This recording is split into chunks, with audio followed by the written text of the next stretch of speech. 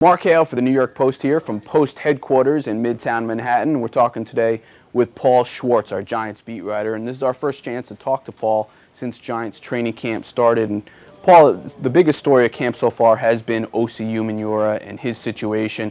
Where are things right now, and how do you think this thing all gets resolved? Well, it is the biggest thing in camp so far. It's amazing. We talk about a guy who has not practiced. I'm calling it the Tour de Osi because all he does is come and watch practice and ride the bike, and it's a good metaphor for what is going on. He's riding the bike, but he's not getting anywhere because It's a stationary bike. He wants more money, and he said he doesn't want to play for his current contract, and if not, he wants to be traded to a team that will pay him. He says Jerry Reese, the general manager, promised him that and has not delivered. So right now we're in kind of a waiting game. The Giants have agreed to sweeten the pot a little bit by giving Osi some more money this year based on incentives. Osi would like more money and also like the last year of his contract ripped up so he can become a free agent. There seems to be a little bit of a thawing of this warfare in the last few days, and maybe something can get done where Osi can get back on the field, but it's still a very tenuous situation because he's very headstrong and he wants more money and he feels he's being underpaid. And the Giants are not willing to trade him for anything other than a first-round draft pick, and they can't get that for him right now. Paul, let's switch gears here a little bit and talk about the offense. One of the big defections from last year's team, tight end Kevin Boss signing with the Raiders. Where are the Giants with their tight end situation right now? We know they have Travis Beckham. Do you see him being the starter? Do you see them bringing anyone else into camp? How do you see the tight end position as the Giants go into the first preseason game this weekend? Well, the big problem is, Kevin Boss was not Mark Bavaro or Tony Gonzalez, but because the cupboard is so bare, Kevin Boss signing with the Raiders, and by the way, the Raiders offered him $8 million in guaranteed money, and the Giants offered him $4 million in guaranteed money. So it's kind of a no-brainer that he would head out west, even though he was really had his heart set on returning to the Giants, but financially he just couldn't do it. So the cupboard is bare. I mean, Travis Beckham was drafted 3 years ago as an H-back to be a pass receiver. He's not an inline blocker.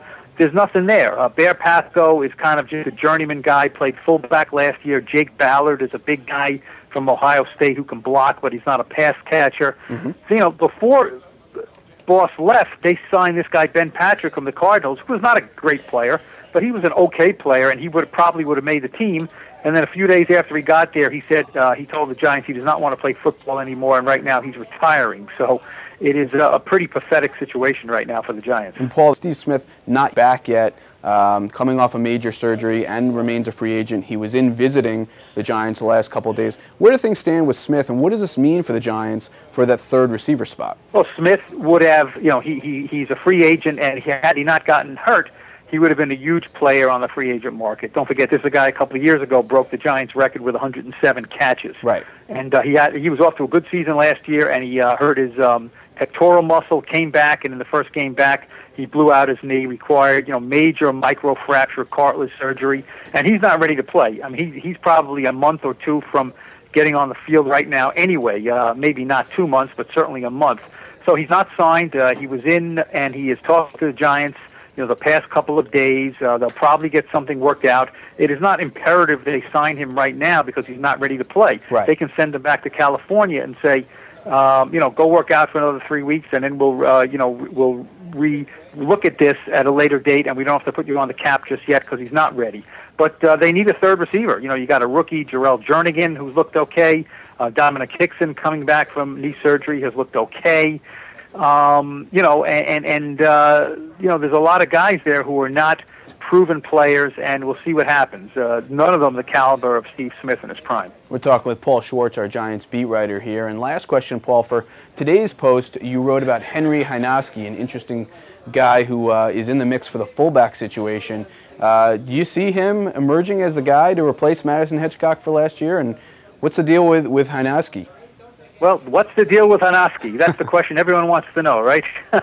Hynoski, Henry Hynoski. Yes, it's who the older fans may remember. In 1975, there was a Henry Hynoski who played 1 year at fullback for the Cleveland Browns.